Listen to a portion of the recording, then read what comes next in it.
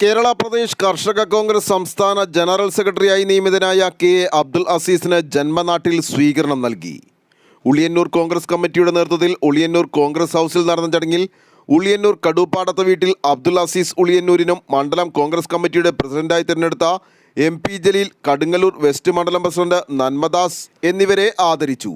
KPCC general secretary Abdul Muthalib, DCC general secretary K Jinnas, block Congress committee president Madhu Purakkad, Kadungallur ഗ്രാമപഞ്ചായത്ത് president Suresh Moottathil, ward president Abdu Manolil, Kalamassery block Congress committee general secretary Rafeeq Basheer, Kadungallur മണ്ഡലം Congress committee vice president Anwar Kadungallur, മണ്ഡലം Congress committee general secretary കുഞ്ഞി Muhammad മൂപ്പുകണ്ടത്തിൽ, booth പ്രസിഡന്റുമാരായ സുജാദ്, അൻസാരി ബഷീർ തുടങ്ങിയവർ സംസാരിച്ചു.